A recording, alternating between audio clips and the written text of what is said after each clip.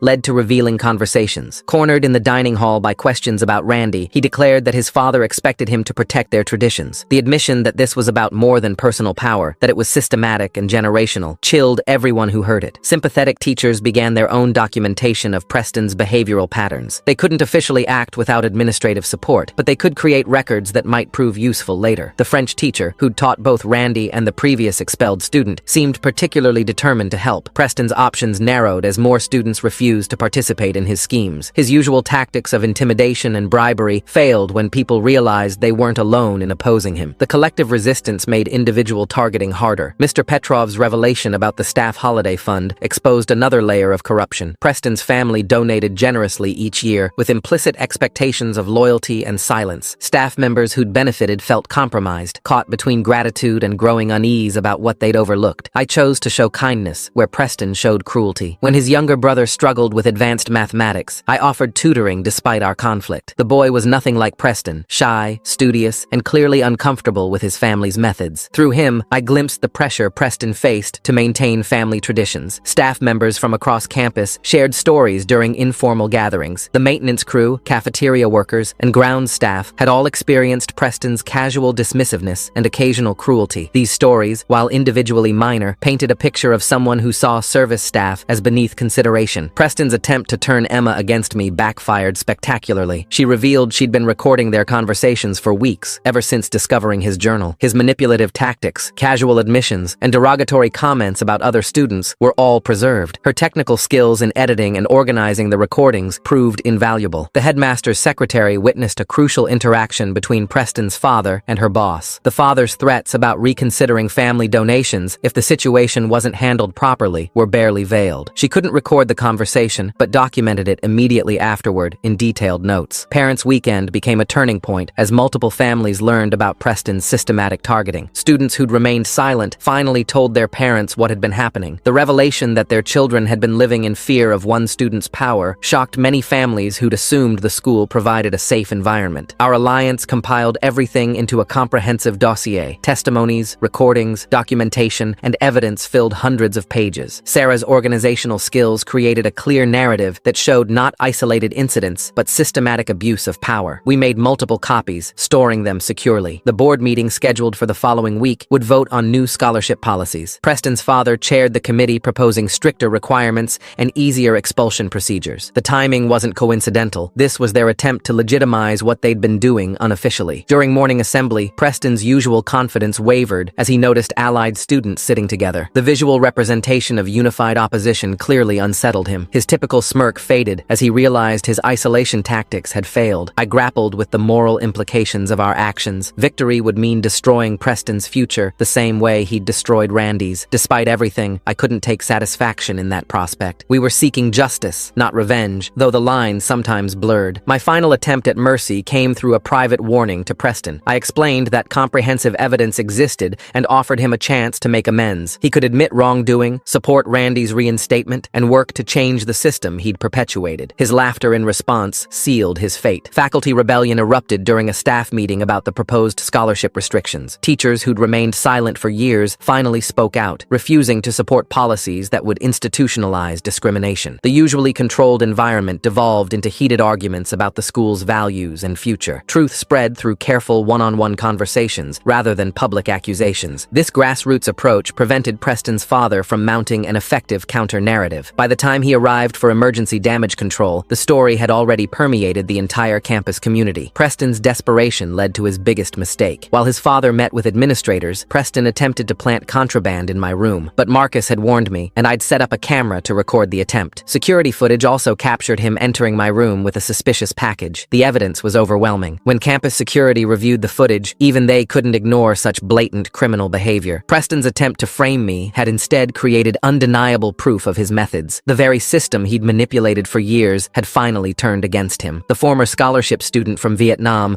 agreed to testify about his experience through a video call. His hands shook as he described the systematic harassment, the planted evidence, and the pressure that forced him to withdraw. Sarah's parents arranged the secure connection through embassy channels, ensuring Preston's family couldn't trace or intimidate him. During the emergency board meeting, Preston's father withdrew his donation threat after seeing the compiled evidence. Board members who'd previously deferred to his influence suddenly found their spines when confronted with documentation of criminal behavior. The atmosphere in the conference room shifted palpably as they realized their liability in enabling systematic discrimination. My original friend group gradually reunited around me as truth spread across campus. Students who distanced themselves out of fear began approaching with apologies and offers of support. The dining hall dynamics changed overnight as Preston's usual table emptied, leaving him isolated associated with only his most loyal followers. Randy's host family in town offered to provide character testimony about his exemplary behavior while living with them. They'd been horrified to learn about the false substance charges and wanted to help clear his name. Their willingness to stand up against the school's most powerful family inspired other community members to speak out. The Alliance presented our evidence compilation to the parent committee during their emergency session. Sarah's organizational skills shone as she walked them through the systematic targeting, the planted evidence, and the institutional corruption that enabled it. Parents who'd assumed their children were safe at this elite institution left the meeting demanding immediate action. Preston's mother arrived on campus after reviewing the evidence at the parent meeting. Her confrontation with her husband in the headmaster's office could be heard through the closed door. She demanded he stop protecting their son from consequences, threatening to expose everything publicly if the family continued obstructing justice. The documentation proved a clear pattern of targeting scholarship students over 3 years. Each case followed the same methodology: isolation, pressure through multiple channels, false accusations, and forced withdrawal. The board couldn't ignore such systematic discrimination when presented with comprehensive evidence. Emergency votes during the board meeting resulted in unanimous decisions to review all scholarship student departures from the past 3 years. The liability concerns alone forced action, as parents threatened to withdraw their children and pursue legal remedies if the school didn't address the systematic abuse. Preston's father made one last desperate attempt to salvage the situation. He threatened to use his connections to destroy my future, claiming he could ensure no university would accept me. His voice carried through the hallway as he ranted about ungrateful scholarship students who didn't understand their place. Several elite universities mysteriously lost my applications over the following days. Admissions offices claimed technical difficulties or missing documents, but the pattern was too consistent to be coincidental. Preston's father's influence reached farther than we'd anticipated, though not as far as he'd hoped. Alliance members received anonymous threats about their own secrets being exposed. Marcus found notes warning about his family's immigration status, while Sarah received messages about her parents' diplomatic assignments. The desperation behind these threats revealed how cornered Preston's family felt. Marcus wavered briefly under the pressure when his parents called, terrified about potential deportation. But after a long night of reflection, he stood firm, recognizing that giving in would only perpetuate the cycle of abuse. His courage inspired others who'd been similarly threatened. The education advocate Sarah's parents had connected us with prepared to release everything publicly if the board didn't act decisively. This threat of external exposure finally motivated the administration to move beyond damage control toward actual reform. Before we could execute that plan, Preston made his critical error. He attempted to intimidate Sarah's diplomat parents directly, not realizing the diplomatic immunity and international implications of threatening embassy staff. This overreach triggered mandatory reporting protocols that took the situation beyond the school's control. Sarah's parents' formal complaint through diplomatic channels triggered an automatic review of all recent expulsions. The Swiss Education Ministry couldn't ignore potential discrimination at an institution hosting international students. The investigation expanded beyond what Preston's father could influence or control. Preston denied everything during his board hearing, claiming we'd orchestrated an elaborate conspiracy against him. But faced with security footage, witness testimony, and his own journal documenting systematic targeting, his denials rang hollow. Even his father's lawyer advised accepting a negotiated resolution. The email review mandated by the diplomatic complaint revealed Preston's father's own communications about maintaining standards and protecting traditions. His messages to board members explicitly discussed keeping out students who didn't fit their vision of the school's culture. These communications proved institutional corruption beyond just Preston's actions. Astrid provided the final crucial evidence when she handed over Preston's journal to the board. His handwritten notes about targeting vulnerable students, complete with detailed plans for each victim, removed any possibility of claiming ignorance or misunderstanding. The board members' faces paled as they read his methodical documentation. The moment of choice arrived when the board offered options: pursue criminal charges with uncertain outcomes, or accept a comprehensive resolution that included Randy's reinstatement, clearing all affected students' records and implementing systemic reforms. The decision weighed heavily on all of us. I demanded specific conditions for any agreement: Randy's full reinstatement with his scholarship restored, official apologies to all affected students, clearing of all disciplinary records, and structural changes to prevent future targeting. The board, eager to avoid criminal proceedings and publicity, agreed to every demand. Preston's family accepted the terms to avoid media exposure and broader investigation. Their lawyer negotiated quietly, recognizing that criminal charges for planting substances and systematic harassment would destroy Preston's future entirely. The agreement included Preston's immediate withdrawal and his family's commitment to funding expanded scholarship programs. Preston's last manipulation attempt came during the final meeting. He claimed I'd orchestrated everything out of jealousy, that I'd manipulated evidence and turned people against him. But surrounded by witnesses to his behavior and faced with his own documented cruelty, his accusations fell flat. Even his core supporters abandoned him as the evidence became undeniable. Legacy students who'd participated in his schemes distanced themselves, suddenly claiming they'd always felt uncomfortable with his methods. The speed of their betrayal revealed how shallow their loyalty had been. Randy returned to campus 3 weeks later, his full scholarship restored and his record cleared. The school honored his original acceptance to Yale's pre-med program, and the admissions office confirmed his spot remained available. His quiet dignity during his return impressed everyone who'd witnessed his unjust expulsion. Preston withdrew from school without fanfare, his family's lawyers handling all arrangements. As part of the settlement, his family endowed a new scholarship fund specifically for Syrian refugees, though they insisted on anonymity. The irony wasn't lost on anyone who knew the full story. The headmaster announced his early retirement at the end of term, citing personal reasons. Several key administrators who'd enabled the systematic discrimination found themselves reassigned or encouraged to seek opportunities elsewhere. The old guard's departure opened space for genuine reform. New policies implemented comprehensive protections for scholarship students, anonymous reporting systems, mandatory investigation protocols, and oversight committees with student representation replaced the old system of deference to wealthy donors. The changes came too late for Randy's suffering, but would protect future students. The Alliance members found ourselves elected to various student leadership positions as our classmates recognized our role in exposing the corruption. I won the student body presidency on a reform platform, supported by a coalition of scholarship students, international students, and even some legacy students who wanted genuine change. 6 months later at graduation, Randy delivered the salutatorian address. He spoke eloquently about resilience, justice, and the power of standing together against systematic oppression. His acceptance to Yale Medical School had been confirmed, and his sister's treatment was progressing well thanks to an anonymous donation that we all knew came from Preston's mother, who'd been horrified by her son's cruelty. The Alliance members remained close throughout our remaining time at school and beyond. Sarah went on to study international law, inspired by her role in seeking justice. Marcus earned a full scholarship to MIT, his confidence restored after standing up to power. Emma pursued journalism, determined to expose systematic injustices. Mr. Petrov received recognition for his courage in speaking truth to power, and the staff felt empowered to report wrongdoing without fear of retaliation. The school transformed gradually, but genuinely. Merit began mattering more than money, and diversity became a strength rather than a target. The metal detector in the library was removed, and the toxic traditions like Legacy Week were abolished. We'd proven that sometimes the best revenge isn't destroying your enemies, but building a better future for those who come after. As I walked across the stage to receive my diploma, I thought about that scared 13-year-old who'd arrived here fleeing abuse, and the terrified boy who'd pulled a fire alarm to save me from Preston's cruelty. Randy and I had both found our place not by conforming to their standards, but by refusing to let injustice stand. The school that had tried to break us had instead forged us into people who could change it. Preston's family continued donating to the school, but their influence had clear limits now. The board had learned that protecting abusers carried too high a price, and that true excellence meant creating space for all talented students, regardless of their background. It wasn't a perfect ending. Preston faced no criminal charges, and the trauma he'd inflicted couldn't be erased. But we'd broken the cycle, exposed the system, and ensured that no future Preston could operate with such impunity. The most satisfying moment came in a quiet conversation with Randy after graduation. He thanked me for fighting for him when he couldn't fight for himself. I reminded him that he'd saved me first, that night in the basement. We'd both learned that standing up to power was possible when people refused to stand alone. That lesson, more than any diploma, was the education that mattered most.